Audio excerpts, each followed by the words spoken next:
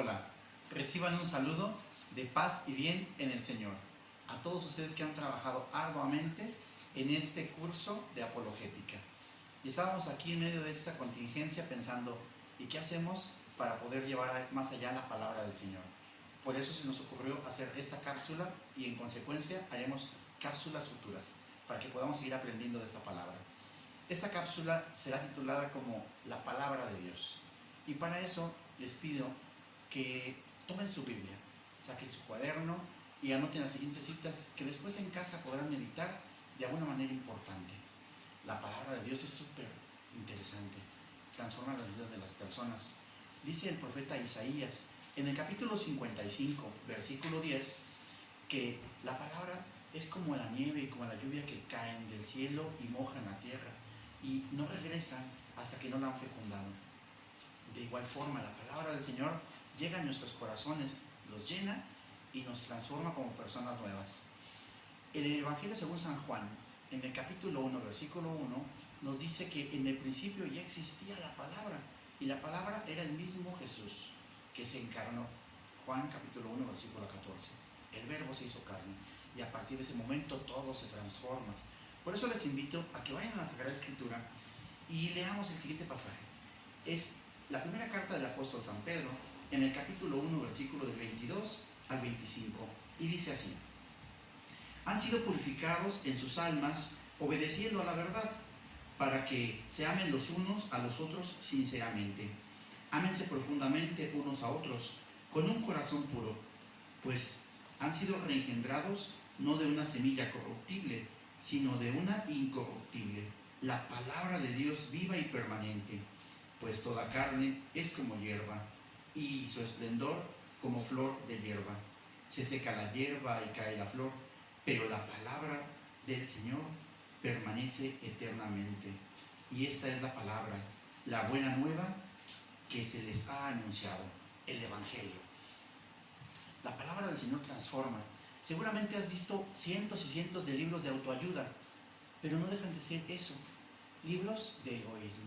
La palabra del Señor nos habla de una manera diferente, nos ayuda realmente en ayudarnos a nosotros mismos, pero en asemejarnos a Cristo y ayudar a los demás. Esa es la gran diferencia entre la palabra del Señor y cualquier otro libro. El apóstol San Pablo, cuando escribe a los Efesios, en el capítulo 3, versículo del 23 al 24, nos dice que nos renovemos espiritualmente y que nos revistamos de ese hombre nuevo, por el cual nosotros hemos sido tocados en la palabra. Lo mismo hace su reflexión cuando escribe a los Colosenses en el capítulo 3, versículo 10. Nos dice prácticamente lo mismo, que este hombre nuevo va a alcanzar la imagen de su Creador a través de la palabra del Señor. En este momento, en esta pequeña reflexión, te pido que visualices estos pequeños pasajes, y así como dice 2 Corintios 5:17, el que está en Cristo es una nueva criatura. En una segunda reflexión, este día, veremos el origen de la Sagrada Escritura. Tal vez te preguntes, ¿de dónde salió? Es verdad que el apóstol San Pablo, cuando escribe a Timoteo por segunda vez en el capítulo 3, versículo 16, nos dice que toda la palabra ha sido inspirada por Dios, mas la Sagrada Escritura no contiene toda la verdad de nuestra fe, solo es una parte de la tradición, porque el pilar y fuente de nuestra fe es la Iglesia. Así lo dice San Pablo cuando le escribe al mismo Timoteo, pero en su primera carta, capítulo 3, versículo 15. Es la Iglesia el pilar de nuestra fe y el fundamento, ¿verdad?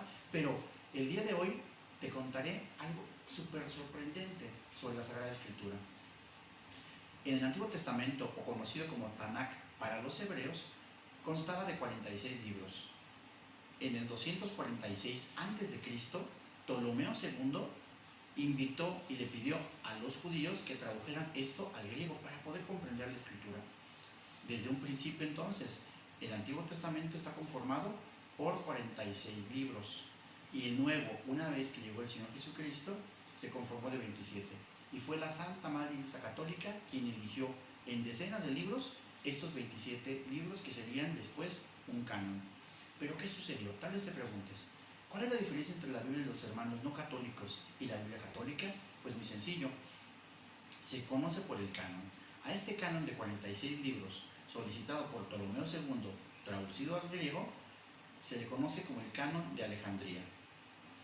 Después de la destrucción del Templo de Jerusalén, por ahí del año 89, después de nuestro Señor Jesucristo, el Consejo del Sanedrín, que era el grupo de ancianos que llevó a nuestro Señor Jesucristo a ese juicio religioso, hizo un canon nuevo, al cual le quitaron 7 libros, ¿verdad? Y esos libros son Primera y Segunda de Macabeos, Tobit, Judith, el libro de la sabiduría, Eclesiástico y Baruch. De esta manera, las Biblias no católicas, que fueron las que tomó Martín Lutero, están conformadas por 39 libros en el Antiguo Testamento y 27 en el Nuevo.